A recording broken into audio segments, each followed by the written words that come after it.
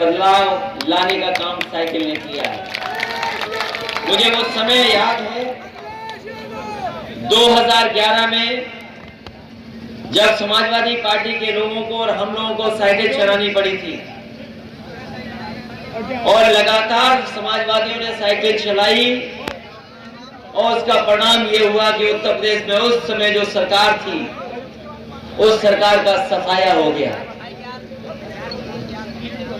ये कहीं न कहीं हमारे ऊपर भगवान की कृपा है, समाजवादियों पे आशीर्वाद है और आज का आशीर्वाद तो दिखाई इसलिए दे रहा है। अगर ये बादल न होते तो शायद हम और आप यहां पर बैठ नहीं पाते। अगर कल की गर्मी का अंदाज लगाएं आज हम, तो शायद हम साइकिल भी ना चला पाते। हम और आप लोग पसीने से नहा गए होते। कितनी गर्मी और तकलीफ में हम लोग को साइकिल चलानी पड़ती, लेकिन सोचो भगवान ने कितना बड़ा आशीर्वाद दिया कि एकदम मौसम बदल गया है। और अगर आज मौसम बदला है, साइकिल केवल अभी चली नहीं है, अभी साइकिल को पैडल नहीं मारा है। और अगर मौसम बदल सकता है साइकिल चलने से और रामपुर से, तो जिस समय पैडल मारा जाएगा साइकिल पे, हमें पूरा भरोसा है उत्तर प्रदेश का और देश का मौसम बदलेगा और ये सरकार बचने वाली नहीं है। मुकदमे लगे हो तो बात की जाए उनकी,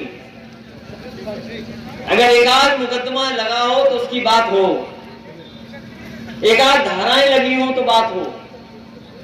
और केवल आदरणीय आजम खान साहब पे मुकदमे नहीं, आदरणीय आजम खान साहब के साथ जितने भी लोग हैं, अगर ये सरकार और प्रशासन पा गई तो उन पे गंभीर धाराएं और मुकदमे लगे, झूठे मुकदमे लगे और ऐसी गंभीर धाराएं लगी जिसकी हम और आप लोग कभी लोकतंत्र में कल्पना नहीं कर सकते थे।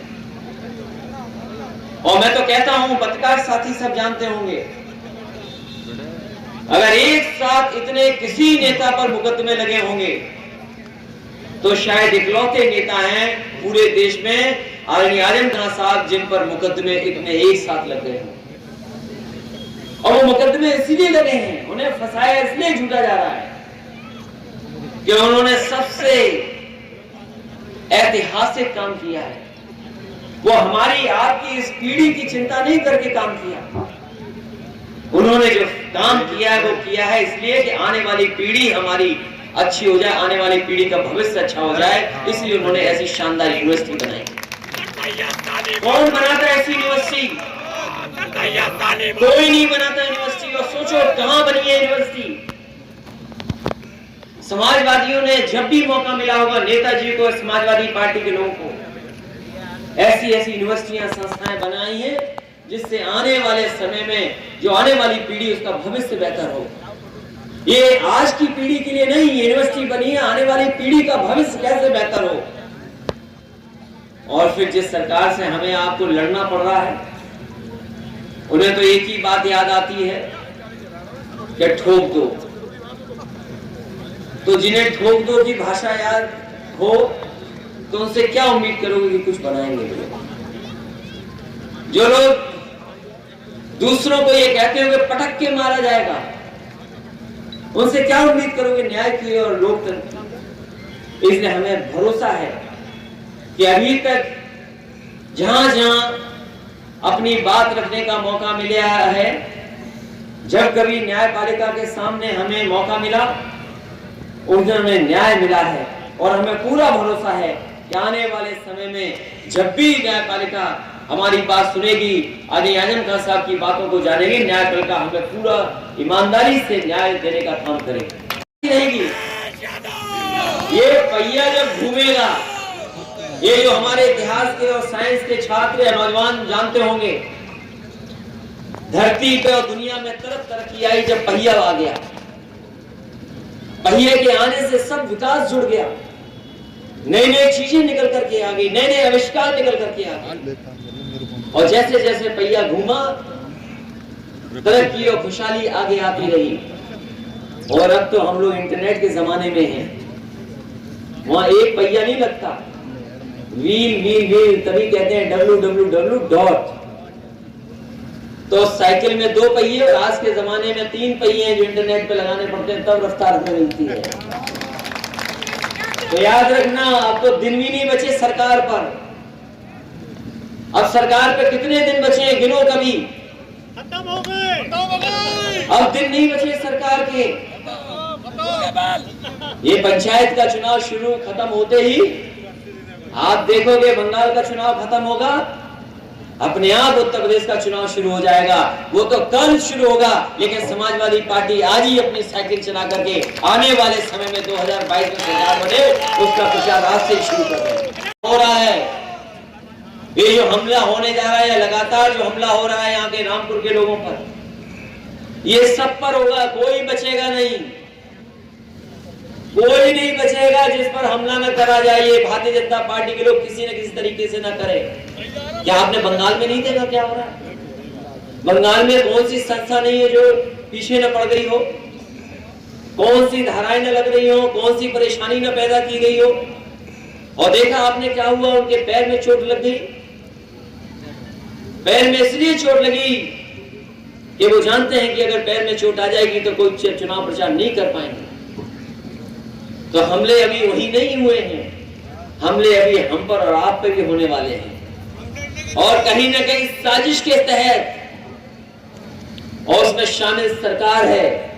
बताओ, मुरादाबाद में कोई मामूली हमला हुआ हम लोगों पर, आप पर? पहले उन्होंने लिफ्ट की लाइट बंद कर दी जिससे लिफ्ट न पहुंच पाए, वो खबर नहीं बनी कि होटल की लाइट किसने बंद कर दी जिसमें लिफ्ट से हम न निकल पाए। और फिर प्रेस ने जो किया, कुछ लोगों ने जो किया, वो किसके इशारे पर किया है। इसलिए मैं कहना चाहता हूं, ये हमले बंद नहीं होंगे चुनाव तक। समाजवादियों को तैयार रहना पड़ेगा ऐसे हम लोग पर मुकाबला करने का। और अब तो दिन नहीं बचे, 300 ही दिन तो बचे हैं चुनाव के। 300 चुनाव के दिन, 300 दिन से ज्यादा नहीं है। बरसात का 1 महीना निकाल दो, पंचायत के चुनाव के 2 महीने निकाल दो, 3 महीने निकाल दो, तो बताओ कितने दिन बचे हैं। इसलिए दिन भी कम बचे हैं।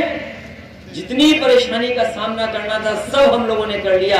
अब जो कुछ होना है सब अच्छा हुआ, कुछ खराब नहीं होने वाला। इसलिए मैं बधाई देना चाहता हूं